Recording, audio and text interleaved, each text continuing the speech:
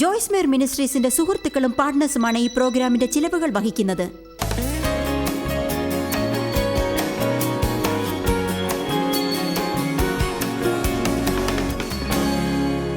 നിങ്ങളുടെ ജീവിതത്തിൽ ദൈവത്തിന്റെ വിളിയാണെന്ന് വിശ്വസിക്കുന്നിടത്ത് എത്തിച്ചേരാൻ ചിലർക്ക് കഴിയാത്തത് എന്താണെന്ന് പറയട്ടെ. ദൃഢത കഴിവിനെ പുറപ്പെടുവിക്കും. ദൈവം നമ്മെ വിളിക്കുന്നു. നമ്മെ വിളിക്കുമ്പോൾ നമ്മുടെ കുഴപ്പങ്ങളെ അവൻ അറിയുന്നു. നമ്മുടെ ബലഹീനതയിൽ ദൈവത്തിന്റെ ബലം പ്രവർത്തിക്കുന്നു.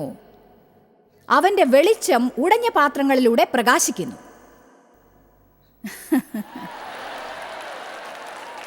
കൂടുതൽ വെളിച്ചം പ്രകാശിക്കുന്നു. ദൈവം എന്നെ വിളിച്ചപ്പോൾ ശരിക്കും ഞാൻ ഒരു ഉടഞ്ഞ പാത്രമായിരുന്നു. ദൈവം ബലഹീനരെയും ലോകത്തിന്റെ വിഡ്ഢികളെയും തന്റെ വെളിച്ചം അവരിലൂടെ പ്രകാശിപ്പിക്കാൻ കരുതിക്കൂട്ടി തെരഞ്ഞെടുത്തിരിക്കുന്നു. അപ്പോൾ ജനങ്ങൾക്ക് നമ്മെ നോക്കി പറയാനാവും അത് ദൈവത്തിന്റെ പ്രവൃത്തിയാണ്. അത് തീർച്ചയായും ദൈവം പ്രവർത്തിച്ചതാണ്. നിങ്ങൾക്കറിയാമോ, സത്യം പറഞ്ഞാൽ സ്കൂളിൽ ഞാൻ ഇംഗ്ലീഷിൽ വളരെ പുറകോട്ടായിരുന്നു. കാരണം എനിക്ക് നൗണും പ്രോനൗണും വെർബും സെന്റൻസും ഒന്നും ശരിക്കും അറിയില്ലായിരുന്നു. നൗണും വെർബും ഞാൻ കാര്യമാക്കിയില്ല. എനിക്ക് സംസാരിച്ചാൽ മതി. അങ്ങനെയുള്ള ഞാൻ ദിവസവും ടിവിയിലൂടെയും റേഡിയോയിലൂടെയും മറ്റു മാധ്യമങ്ങളിലൂടെയും ലോകത്തിലെ വലിയൊരു ഭാഗത്ത് സന്ദേശം നൽകുന്നു. ദൈവം തന്ന ഒരു വാഗ്ദാനമാണത്. ദൈവത്തിന് നിങ്ങൾക്ക് വരങ്ങൾ തരാനാവും. അത് നിങ്ങൾക്കുള്ളതോ ഇല്ലാത്തതോ ആയ കഴിവുകളേക്കാൾ അതിര് കടന്നതായിരിക്കും. എന്നാൽ ആ വരങ്ങൾ മുഴുവനായി പ്രവർത്തിക്കണമെങ്കിൽ അതിന് ചില കാര്യങ്ങൾ വേണ്ടിവരും. അവയിലൊന്ന്, പരിശുദ്ധാത്മാവിന്റെ ശക്തിയിലൂടെ നിങ്ങളോട് പ്രവർത്തിക്കാൻ അവനെ അനുവദിച്ച് ദൃഢതയുള്ളവർ ആവുക. ദൃഢത കഴിവിനെ പുറപ്പെടുവിക്കുന്നു. ഞാൻ ഒരു കാര്യം ഓർക്കുന്നു. ആദ്യമായി ഞങ്ങളുടെ വീടിൻ്റെ താഴത്തെ നിലയിൽ ഒരു ഓഫീസ് ഉണ്ടായിരുന്നു ഞങ്ങൾക്ക്. ഞാൻ ഡെസ്കിൽ തലയും ചായച്ച ഒരു ദിവസം രാവിലെ എൻ്റെ മിനിസ്ട്രി വളരാൻ പ്രാർത്ഥിക്കുകയായിരുന്നു. ദൈവമേ, ഞാൻ കുറെ കാലം കാത്തിരുന്ന എൻ്റെ ജീവിതത്തിൽ വലിയൊരു വിളി ഉണ്ടായി. ദൈവമേ, എൻ്റെ മിനിസ്ട്രിക്ക് സഹായം വേണം. ഞാൻ സാത്താനെ ശാസിക്കുന്നു, ഞാൻ നിന്നെ ശാസിക്കുന്നു. എൻ്റെ മിനിസ്ട്രിയുടെ വളർച്ചയെ നിനക്ക് തടുക്കാനാവില്ല. അപ്പോൾ ദൈവം പറയുന്നത് ഞാൻ കേട്ടു. നോക്ക് ജോയ്സ്, നിന്റെ ഭർത്താവിനോട് സംസാരിക്കുന്ന വിധത്തെക്കുറിച്ച് ഞാൻ പറഞ്ഞത് നീ കേൾക്കാത്തിടത്തോളം എനിക്ക് നിന്റെ മിനിസ്ട്രിയിൽ ഒന്നും ചെയ്യാനാവില്ല.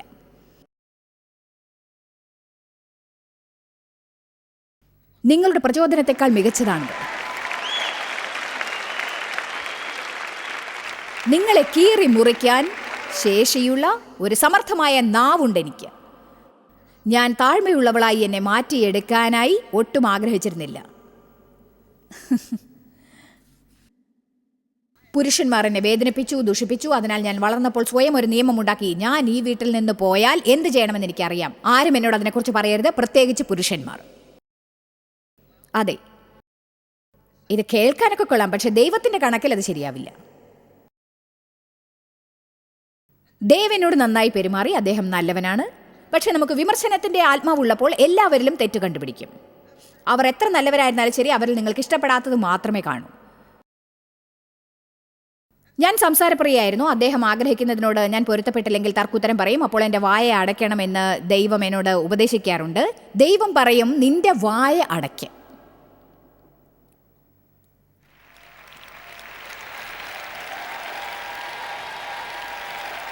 ദൈവം ആരോടെങ്കിലും അങ്ങനെ പറഞ്ഞിട്ടുണ്ടോ? ആവർത്തന പുസ്തകം 7:22 പറയുന്നു, ഞാൻ നിന്റെ ശത്രുക്കളെ നിന്റെ കയ്യിൽ ഏൽപ്പിക്കുമ്പോൾ. ഇത് വളരെ രസകരമാണ്. കാരണം ഒരു പ്രശ്നത്തെ കീഴടക്കണം എന്ന് തോന്നിയാലും അത് സാധിക്കില്ല. അപ്പോഴാണ് പരിശുദ്ധാത്മാവ് അതിൽ കൈയിടാൻ ആരംഭിക്കുക. എന്നിട്ട് അവൻ അത് നിങ്ങൾക്ക് നൽകും. വേദപുസ്തകം പറഞ്ഞു, നിങ്ങൾ ശത്രുവിനെ വേരോടെ നശിപ്പിക്കണമെന്ന്. അവൻ്റെ കൂടെ ഉടമ്പടി ഉണ്ടാക്കരുത്.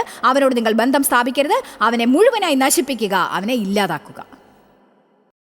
ഞാൻ ഞായറാഴ്ചയും ചൊവ്വാഴ്ചയും ആത്മീയത ആഗ്രഹിക്കും. ബാക്കിയുള്ള ദിവസങ്ങളെല്ലാം വികൃതമായി പെരുമാറും. ഞാൻ ഡെസ്കിൽ തലചാച്ച് കിടക്കുമ്പോഴേക്കും ഞങ്ങളുടെ മിനിസ്ട്രി വളർന്നിരുന്നു. കുറച്ച് റേഡിയോ സ്റ്റേഷൻസ് കിട്ടിയിരുന്നു. 100-200 പേർക്ക് ഞാൻ മീറ്റിങ്ങുകൾ നടത്തിയിരുന്നു. പക്ഷേ നിങ്ങൾ ഒരു കാര്യം മനസ്സിലാക്കണമെന്ന് കരുതുന്നു. ചിലപ്പോൾ ദൈവത്തിൻ്റെ കരുണയാലും കൃപയാലും എനിക്ക് ചെറുതായിട്ട് എന്തെങ്കിലും ചെയ്യാൻ കഴിഞ്ഞു. ചില ബൈബിൾ സ്റ്റഡീസ് നടത്തി, ചെറിയ ചെറിയ മീറ്റിങ്ങുകൾ നടത്തി. എന്നെപ്പോലെ മോശമായി പെരുമാറിയ പലരും അതിൽ പങ്കെടുക്കുമായിരുന്നു. പക്ഷെ ഒരു കാര്യം പറയട്ടെ, എൻ്റെ ഭർത്താവിനോടുള്ള എൻ്റെ സംസാര രീതി മാറ്റിത്തരാൻ ഞാൻ ദൈവത്തെ അനുവദിക്കാതിരുന്നെങ്കിൽ എന്നെ ചൊടിപ്പിച്ചവരോടും സംസാരിക്കാൻ ഞാൻ ഇന്നിവിടെ നിൽക്കില്ലായിരുന്നു. അത് വളരെ എളുപ്പമാണ്. ഞാൻ നിങ്ങളോട് ഒരു കാര്യം പറയാം. ജീവിതത്തിലുള്ള നമ്മുടെ ജയം നമ്മുടെ കഴിവുകൾ കാരണമാണെന്ന് കരുതരുത്. നമ്മുടെ സ്വഭാവമാണ് പ്രധാനം.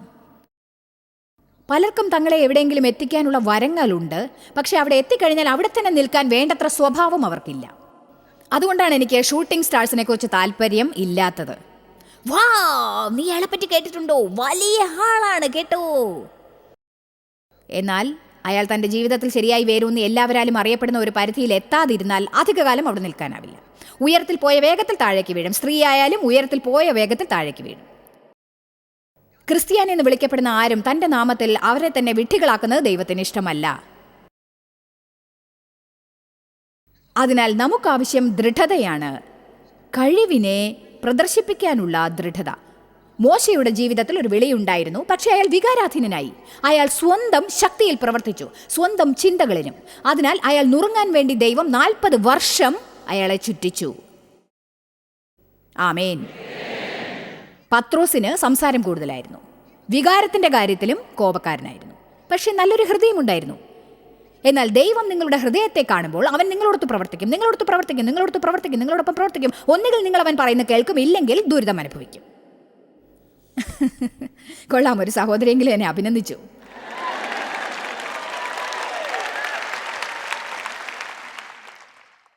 അങ്ങനെ ഞങ്ങൾ ചിന്തകളിൽ മുന്നേറ്റമുണ്ടാക്കി, സംസാരത്തിൽ മുന്നേറ്റമുണ്ടാക്കി.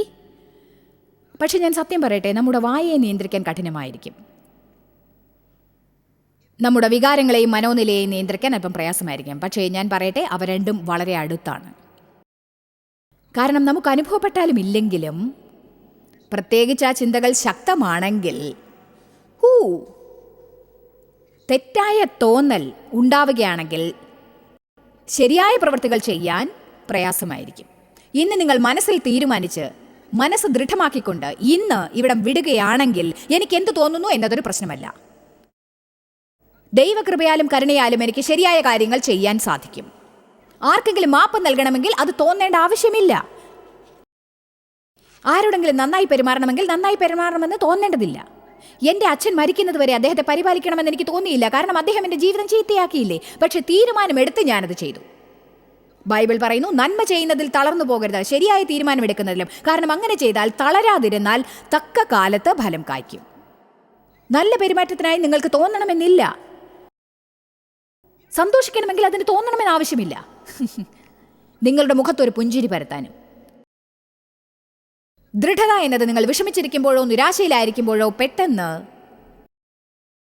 ശാന്തത പ്രാപിച്ച് ദൃഢത നേടാനുള്ള കഴിവാണ്. ഏതൊരു സ്ഥിതിയെയും സഹിക്കാനുള്ള ശക്തി ലഭിച്ച് ശാന്തത പാലിക്കുകയാണത്. അതാണ് അതിനർത്ഥം. എത്ര മനോഹരം! ദൃഢത എന്നത് മറ്റുള്ളവർക്കും അതുപോലെ നമുക്കും നൽകാവുന്ന ഏറ്റവും മനോഹരങ്ങളായ ഒരു സമ്മാനമാണ്. ദൃഢത എന്നാൽ ആശ്രയമാണ്. ഒരാൾ ദൃഢതയോടെ ഇരിക്കുകയാണെങ്കിൽ അവരിൽ ആശ്രയിക്കാൻ കഴിയുമെന്ന് നിങ്ങൾക്ക് തോന്നും. എനിക്കെപ്പോഴും ദിവസവും നല്ല മനോനിലയിലായിരിക്കാൻ ദേവിനെ ആശ്രയിക്കാനാവും. അദ്ദേഹത്തെ വിവാഹം കഴിച്ചിട്ടിപ്പോൾ 43.5 വർഷമായിരിക്കുന്നു. എനിക്ക് തുറന്നു പറയാൻ സാധിക്കും, ചിലപ്പോൾ ഒരു പക്ഷേ അദ്ദേഹം ഈ കാലയളവിൽ 4-5 പ്രാവശ്യം മാത്രമേ മോശമായ മൂഡിലായിരുന്നുള്ളൂ. അതും പറയത്തക്ക മോശമായിരുന്നില്ല. വിവാഹത്തിന് ശേഷം ആദ്യത്തെ മാസം എൻ്റെ മൂഡ് മോശമായിരുന്നു. അദ്ദേഹത്തിൻ്റെ ജീവിതത്തിൽ അങ്ങനെ ഒരു മൂഡ് ഉണ്ടായിട്ടേ ഇല്ല. അതിനു കാരണം ഡേവിൻ്റെ വ്യക്തിത്വമാണ്. അദ്ദേഹം എന്തും എളുപ്പത്തിലെടുക്കും. പല സാഹചര്യങ്ങളെയും നേരിടാൻ അദ്ദേഹത്തെ സഹായിക്കുന്നത് സന്തുഷ്ടമായ വ്യക്തിത്വമാണ്. അത് പറയാതെ വയ്യ. പക്ഷേ അതിനേക്കാൾ ഉപരി ദൈവത്തെ വിശ്വസിക്കാനുള്ള തീരുമാനമാണ്. ദൈവത്തെ വിശ്വസിക്കുമെന്നത് അദ്ദേഹത്തിൻ്റെ തീരുമാനമാണ്. ദേവിൻ്റെ ദൃഢതയെ സഹായിക്കുന്ന മറ്റൊരു കാര്യം എനിക്കറിയാം. അത് നിങ്ങളെയും അത്ഭുതപ്പെടുത്തും. അദ്ദേഹം സ്വയം നല്ല രീതിയിൽ പരിപാലിക്കും. എക്സസൈസ് ചെയ്യും, എണ്ണ പലഹാരങ്ങളും മറ്റും അധികം കഴിക്കില്ല, നന്നായി ഉറങ്ങും, ഒരിടത്തിരുന്ന് വിഷമിക്കില്ല. ശരി, ദൃഢതയാണ് എല്ലാറ്റിൻ്റെയും ആകത്തുക. കാരണം അളവിലധികം ക്ഷീണിക്കുമ്പോൾ നന്നായി പെരുമാറാൻ നിങ്ങൾക്ക് കഠിനമായി. ഇവിടെ നിന്നുകൊണ്ട് നിങ്ങൾ സ്വയം പരിപാലിക്കണമെന്ന് ഉത്സാഹപ്പെടുത്താൻ എനിക്ക് സാധിക്കും. നിങ്ങൾ ഇവിടെ വന്നതിന് വിലമതിപ്പുണ്ട്. ദുരിതം അനുഭവിക്കുന്ന, അസ്വസ്ഥരാവുന്ന, പെട്ടെന്ന് നിരാശപ്പെടുന്ന, സമ്മർദ്ദത്തിനിരയാവുന്ന ആരുടെയെങ്കിലും കൂടെയുള്ള ബന്ധം സന്തോഷിക്കാനാവില്ല. നിങ്ങളുടെ കുടുംബത്തിനൊരു സഹായം ചെയ്യൂ. അതെ, നിങ്ങൾക്ക് ക്ഷീണമുണ്ടെന്ന് അറിയാം, എനിക്കും ക്ഷീണമുണ്ട്. ഇത് മനസ്സിലാക്കിയാൽ നമുക്ക് പോകാം. നിങ്ങളുടെ കുടുംബത്തിനൊരു സഹായം ചെയ്യൂ. ആമേൻ. നിങ്ങളുടെ കുടുംബത്തിന് സഹായം ചെയ്യൂ. എന്നിട്ട് മനസ്സിനെ ദൃഢമാക്കൂ. നിങ്ങൾ വീട്ടിലെത്തുമ്പോൾ മോശമായ മനോഭാവം ഉണ്ടാക്കുന്ന നാറുന്ന ചിന്തകളെ അകറ്റുക.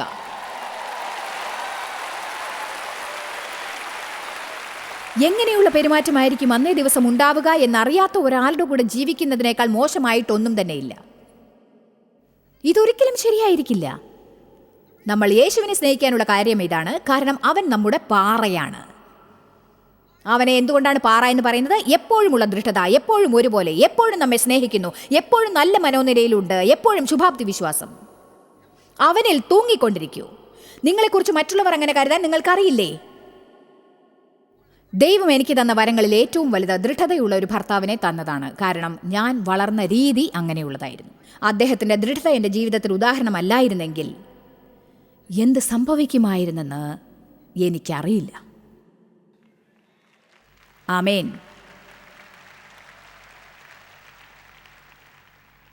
നിങ്ങൾ ബൈബിളിൽ ഫിലിപ്പിയർ 1:28-29 വായിക്കൂ. ഇതൊരു നല്ല വചനമാണ്. ഇത് കേൾക്കൂ. നിങ്ങൾക്കായി ഞങ്ങളത് സ്ക്രീനിൽ കാണിക്കാം. ഇത് അവരുടെ നാശത്തിനും നിങ്ങളുടെ രക്ഷയ്ക്കും ഒരടയാളമാകുന്നു. ക്രിസ്തുവിൽ വിശ്വസിപ്പിൻ.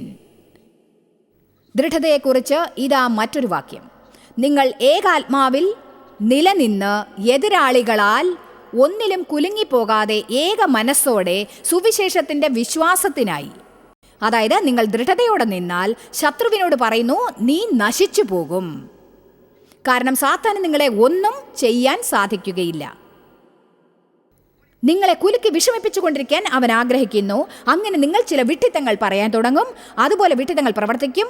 അടുത്ത 5 ദിവസം അന്നേ ദിവസം ചെയ്ത പല കാര്യങ്ങളെക്കുറിച്ചും കുറ്റബോധം ഉണ്ടാവും. ഞാൻ പറയുന്നത് ശ്രദ്ധിക്കുന്നുണ്ടോ? പക്ഷേ നിങ്ങളുടെ രക്ഷയുടെയും വിമോചനത്തിൻ്റെയും അടയാളം ദൈവത്തിൽ നിന്നാണ്. എൻ്റെ സഹായികളൊന്ന് വരാമോ?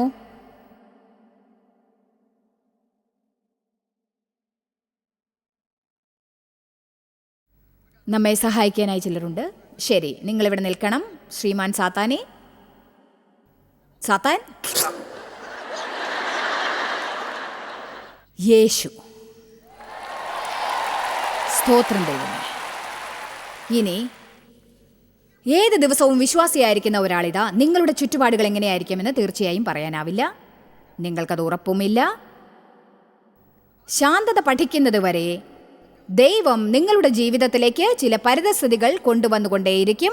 പ്രലോഭനങ്ങളുടെ നാളുകൾ ഉണ്ടാവും. അപ്പോൾ അന്നേ ദിവസം എന്താണ് സംഭവിക്കാൻ പോകുന്നത് എന്നുള്ള കാര്യം നിങ്ങൾക്ക് അറിയാൻ സാധിക്കില്ല. അതിനെക്കുറിച്ച് നമ്മൾ വിഷമിച്ചുകൊണ്ടിരിക്കുന്നത് ദൈവത്തിന് ഇഷ്ടമല്ല. കാരണം നമ്മൾ ഉറച്ചിരിക്കണമെന്ന് അവൻ ആഗ്രഹിക്കുന്നു. നമ്മുടെ പരിതസ്ഥിതികൾ എപ്പോഴും ശരിയായിരുന്നാലേ നമുക്ക് സന്തോഷിക്കാൻ സാധിക്കൂ എന്ന് പറയാൻ കഴിയില്ല. ഇന്ന് ഞാൻ പറയുന്ന ആരെങ്കിലും ശ്രദ്ധിച്ച് കേൾക്കുന്നുണ്ടോ? എനിക്കത് മടുത്തു. ദൃഢതയില്ലായ്മയോടെ പരിതസ്ഥിതികൾ എന്നെ നിയന്ത്രിക്കുന്നത് എനിക്കിഷ്ടമല്ലായിരുന്നു. അപ്പോഴാണ് സാത്താൻ നമ്മെ ചൊടിപ്പിക്കാൻ ശ്രമിക്കുക. ഇനി ദൈവവുമായുള്ള ബന്ധത്തിൽ നിന്ന് നിങ്ങൾ മാറിക്കഴിഞ്ഞാൽ, നിങ്ങൾ പോരാട്ടം നടത്തിയ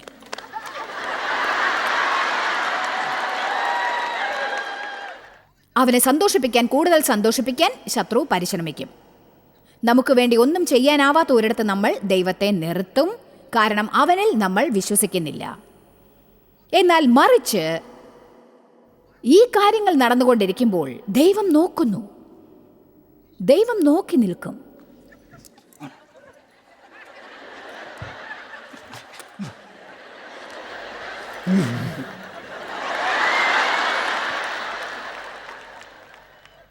അത്യുന്നതങ്ങളിൽ വസിക്കുകയും സർവശക്തന്റെ നിഴലിൻ കീഴിൽ പാർക്കുകയും ചെയ്യുന്നവൻ, യഹോവയെക്കുറിച്ച് അവൻ എൻ്റെ സങ്കേതവും കോട്ടയും ഞാൻ ആശ്രയിക്കുന്ന എൻ്റെ ദൈവവും എന്ന് പറയുന്നു.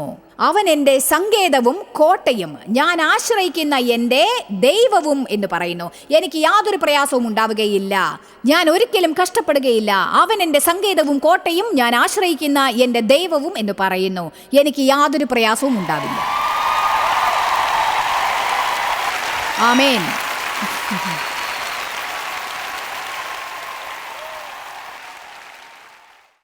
നിങ്ങളിത് കാണണമെന്ന് ഞാൻ ആഗ്രഹിക്കുന്നു. കാരണം അതാണ് പരിശുദ്ധാത്മാവിന്റെ രാജ്യത്ത് സംഭവിക്കുന്നത്.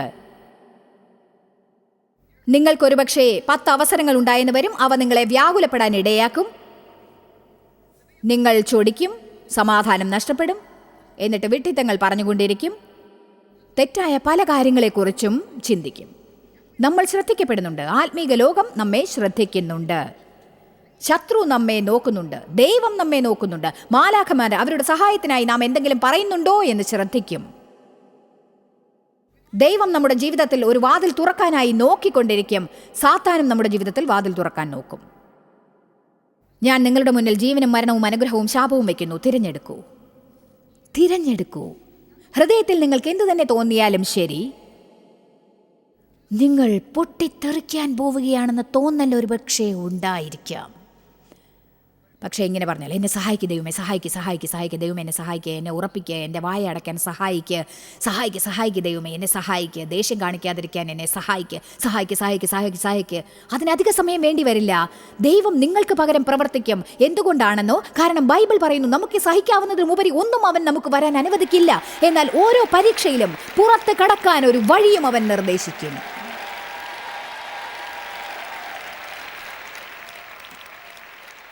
ഇത് അവരുടെ നാശത്തിനും നിങ്ങളുടെ രക്ഷയ്ക്കും ഒരു അടയാളമാകുന്നു.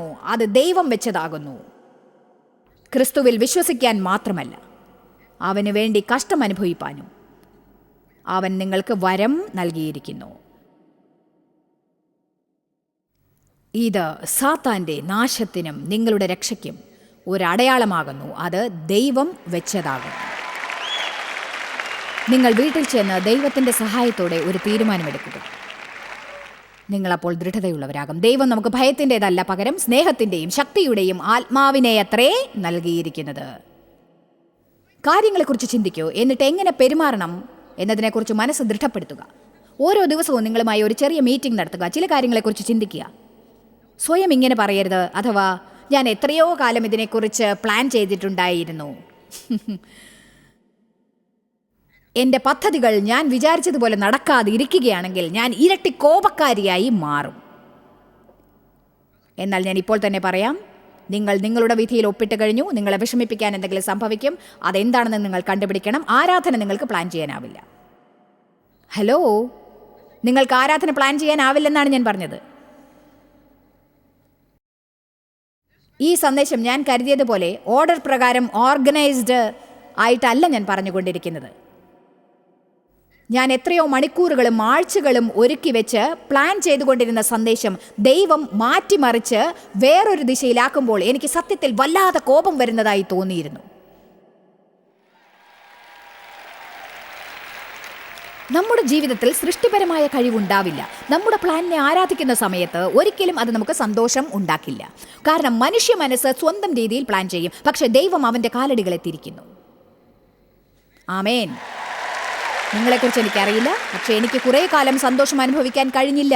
ഇനി ഞാൻ തീർച്ചയായും ജീവിതം സന്തോഷിക്കുന്നതായിരിക്കും.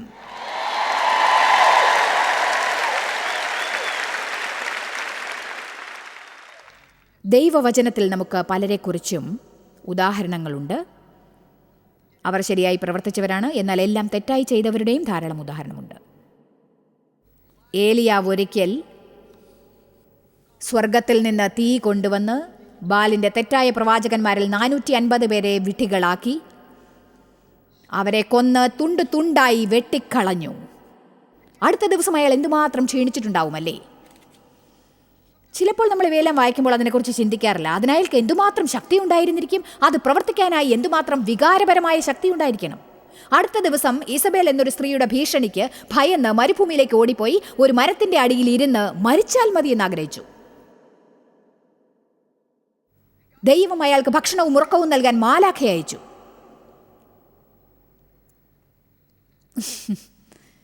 എൻ്റെ പ്രശ്നം എന്താണെന്ന് എനിക്ക് അറിയില്ല. രാത്രി ഉറങ്ങാൻ ശ്രമിക്കൂ, അത് നിങ്ങളെ സഹായിക്കും. ആമേൻ. പക്ഷെ ദൈവം പറഞ്ഞത് എനിക്ക് ഇഷ്ടപ്പെട്ടു. എന്നിട്ട് ഭക്ഷണം കഴിച്ച് കുറേ നേരം ഉറങ്ങിയ ശേഷം അവൻ ഒരു ഗുഹയിൽ ചെന്ന് ഒളിച്ചു. അപ്പോഴും ദൈവത്തെ അനുസരിക്കാൻ അവൻ തയ്യാറായില്ല. അപ്പോൾ ദൈവം അവിടേക്ക് ചെന്നു. നീ എന്താണ് ഇവിടെ ചെയ്യുന്നത്? ഇന്ന് നിങ്ങൾക്ക് ഞാൻ ഒരു ദൈവവാക്യം നൽകുകയാണ്. നീ എന്താണ് ചെയ്യുന്നത്? മരിച്ചുകൊണ്ടിരിക്കുന്നവരുണ്ട്, നരകത്തിൽ പോകുന്നവരുണ്ട്, വിശന്നിരിക്കുന്ന കുട്ടികളുണ്ട്, ലൈംഗിക വീഴ്ചയ്ക്കായി വിൽക്കപ്പെടുന്ന എത്രയോ പേരുണ്ട്. എന്നിട്ടും ഞാൻ ടോയ്ലറ്റിൽ തലചാച്ച് കരയുകയാണ്, കാരണം എൻ്റെ ഭർത്താവ് ഫുട്ബോൾ കളി കണ്ടു എന്ന്. ഹലോ, ഞാൻ പറഞ്ഞ ആർക്കെങ്കിലും മനസ്സിലായോ? ഇതെന്തുമാത്രം അസഹനീയമാണെന്ന് നിങ്ങൾക്ക് മനസ്സിലായില്ലേ? അവരെന്നോട് ശരിയായി പെരുമാറുന്നില്ല, ആരും എന്നെക്കുറിച്ച് ചിന്തിക്കുന്നില്ല. ലോകത്തിലെ സകല മനുഷ്യരും നിങ്ങളുടെ അപമര്യാദയായി പെരുമാറിയാൽ ഏത് സമയത്തും ദേഷ്യപ്പെട്ടിരിക്കാനുള്ള ഒരു ലൈസൻസ് അല്ല അത്. നോക്കൂ, ഇത് കേൾക്കൂ. ഏകദേശം 3 ആഴ്ച മുൻപ് എനിക്കൊരാളോട് വളരെ ദേഷ്യം തോന്നി. എൻ്റെ മനസ്സിൽ എത്ര കാലമായി ആ ദേഷ്യം അടക്കി വെച്ചിട്ടുണ്ടായിരുന്നു എന്ന് എനിക്ക് അറിയില്ല. ഞാൻ ദേഷ്യപ്പെട്ടു. ഞാൻ ഒന്നും ചിന്തിച്ചില്ല, ഞാൻ പ്രാർത്ഥിച്ചില്ല, ദൈവത്തിൽ നിന്ന് വാക്ക് കിട്ടിയിട്ടില്ല. ഞാൻ ഫോൺ എടുത്ത് അവരോട് പറഞ്ഞു. അത് സാധാരണയായുള്ള വാക്കുകളല്ല.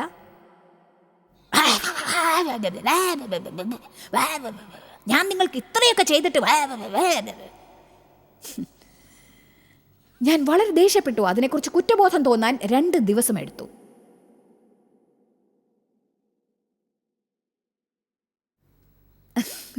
ഞാൻ പഴയതുപോലെയല്ല, അത്രയ്ക്ക് ദേഷ്യമായിരുന്നു. സാധാരണ 5 മിനിറ്റ് കഴിഞ്ഞാൽ എനിക്ക് കുറ്റബോധം തോന്നുന്നു. പക്ഷേ എനിക്കെന്തോ അവരോട് ഭയങ്കര ദേഷ്യം തോന്നി. 3 ദിവസം കഴിഞ്ഞിട്ടും എനിക്ക് മാപ്പ് ചോദിക്കണം എന്ന് തോന്നിയതേ ഇല്ല.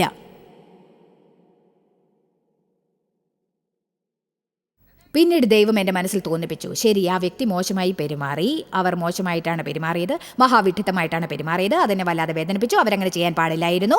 പക്ഷേ ദൈവം പറഞ്ഞു, അതൊരു കാരണമാക്കരുത്.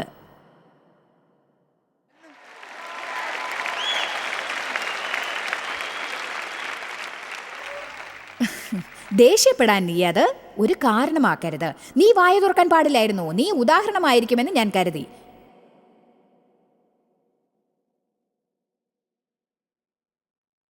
ഞാൻ വീണ്ടും ഒരു രാത്രി കാത്തിരുന്നു.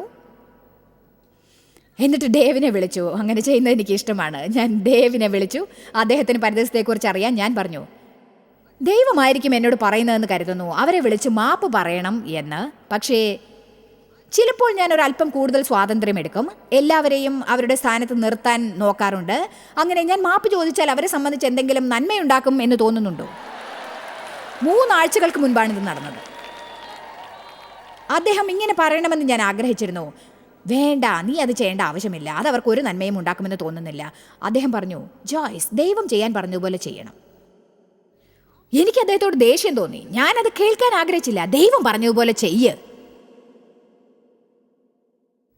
ഈ വീട്ടിൽ എനിക്കൊരു സമാധാനവും ഉണ്ടാവില്ല എന്ന തോന്നലായിരുന്നു എൻ്റെ മനസ്സിൽ. എനിക്കത് ചെയ്യാൻ ഇഷ്ടമല്ല.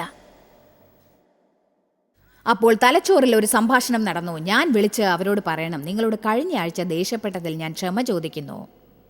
അപ്പോൾ ആ വ്യക്തി പറഞ്ഞത് ഇതായിരുന്നു, അതെ, നിങ്ങൾ അങ്ങനെ പെരുമാറിയത് എന്നെ അതിശയിപ്പിച്ചു കേട്ടോ. അപ്പോൾ ഞാൻ പ്രാർത്ഥിച്ചു, ദൈവമേ, പ്ലീസ് പ്ലീസ് പ്ലീസ് പ്ലീസ്, ദയവായി അവർക്ക് ഇങ്ങനെ പറയാനുള്ള കൃപ നൽകണമേ. ഞാനും തെറ്റ് ചെയ്തു, അതെനിക്ക് ആശ്വാസം നൽകും.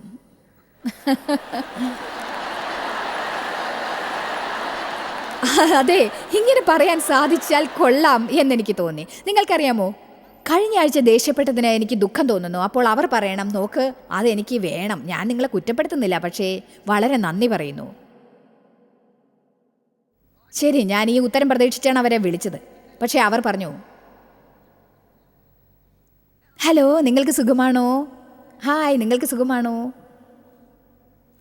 ദൈവം എനിക്ക് പകരം പ്രവർത്തിച്ചു. കാരണം നമുക്ക് അത്രേ സഹിക്കാൻ കഴിയൂ എന്നവനറിയാം. ഞാൻ ക്ഷമ ചോദിച്ചപ്പോൾ അയാൾ പറഞ്ഞു, നോക്കൂ, അതിനെക്കുറിച്ച് വിഷമിക്കേണ്ട കാര്യമില്ല, ഞാനും മോശമായിട്ടാണ് പെരുമാറിയത്, blah blah blah blah blah blah.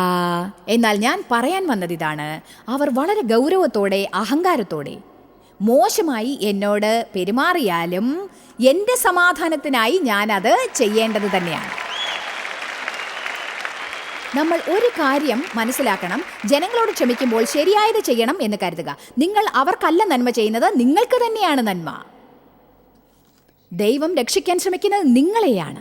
നിങ്ങളുടെ ജീവിതം കയ്പും നെഗറ്റീവ് ചിന്തകളും വെറുപ്പും കൊണ്ട് ജീവിക്കരുത് എന്നവൻ ആഗ്രഹിക്കുന്നു. നിങ്ങൾക്ക് വീട്ടിൽ ചെന്ന് നല്ലൊരു ജീവിതം ജീവിക്കണമെങ്കിൽ തീരുമാനമെടുക്കേണ്ടത് നിങ്ങളാണ്. ശരിയായത് ചിന്തിക്കണമെന്ന് തീരുമാനമെടുക്കേണ്ടത് നിങ്ങളാണ്. നിങ്ങൾ ശരിയായി സംസാരിക്കണം. മറ്റു സ്വഭാവങ്ങളും മനോനിലയും നിങ്ങളെ നിയന്ത്രിക്കാൻ അനുവദിക്കരുത്. ആദ്യത്തെ 10 മിനിറ്റ് അങ്ങനെ തോന്നിയാലും നിങ്ങൾ പറയണം, ഞാനിത് തുടരില്ല, ദൈവമേ എന്നെ സഹായിക്കണമേ, സഹായിക്കണമേ, സഹായിക്കണമേ. ഞാൻ നിങ്ങൾക്ക് ഉറപ്പ് നൽകുന്നു, നിങ്ങളെ ദേഷ്യം പിടിപ്പിക്കുന്നതായി തോന്നുന്ന ജനങ്ങൾക്ക് നിങ്ങൾ ദൃഢതയോടെ ഇരിക്കുകയാണെങ്കിൽ തീർച്ചയായും നിങ്ങൾ അവർക്ക് ഒരു നല്ല സാക്ഷിയായി മാറുന്നതായിരിക്കും. നിങ്ങൾക്ക് ഉപ്പും വെളിച്ചവുമാവാം, എന്നാൽ നിങ്ങൾക്കുള്ളതിനായി അവർക്ക് നിങ്ങൾ ദാഹമുണ്ടാക്കും.